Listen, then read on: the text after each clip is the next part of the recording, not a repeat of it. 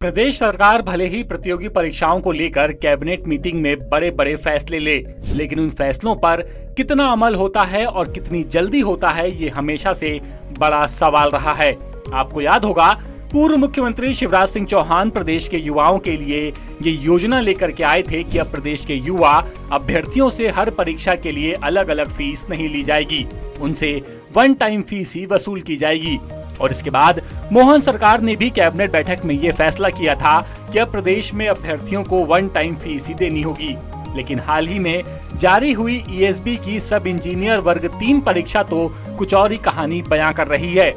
एक तरफ तो ईएसबी के पास 400 करोड़ की एफडी है, लेकिन ईएसबी अभी भी भर्ती विज्ञापन निकालकर उम्मीदवारों से ही पैसा कमा रहा है।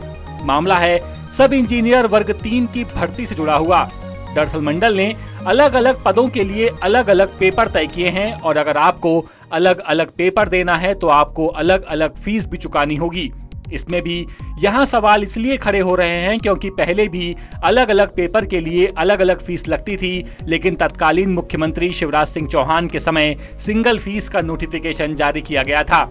लेकिन अब 2024 में अगर कोई उम्मीदवार सब इंजीनियर वर्ग 3 का फॉर्म भरता है और अगर वो अनारक्षित वर्ग से है तो उसे 500 रुपए प्रति पेपर देने होंगे। ओबीसी वर्ग के उम्मीदवार को इसके लिए 250 रुपए की फीस चुकानी होगी।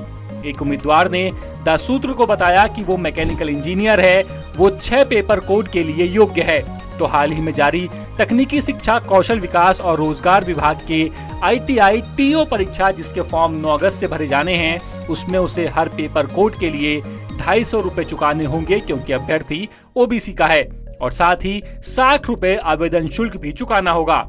यानी अगर कोई आरक्षित वर्ग का उम्मीदवार है तो उसे 3060 रुपए चुकाने होंगे। जाहिर है, एक तो वैसे भी परीक्षा में पद कम है, उसमें भी उम्मीदवारों से अलग अलग पेपर कोड की अलग अलग फीस ली जा रही है। ऐसे में जाहिर है बेरोजगार युवा फॉर्म भरने से कतरा रहे हैं। इंदौर से संवाददाता संजय गुप्ता की रिपोर्ट। लेटेस्ट, इन्वेस्टिगेटिव और इन डेप्थ खबरें देखने के लिए ज्वाइन कीजिए द सूत्र का व्हाट्सएप चैनल, सब्सक्राइब कीजिए यूट्यूब चैनल, लाइक कीजिए फेसबुक पेज और पढ़ते रहिए वेबसाइट www.dasutr.com।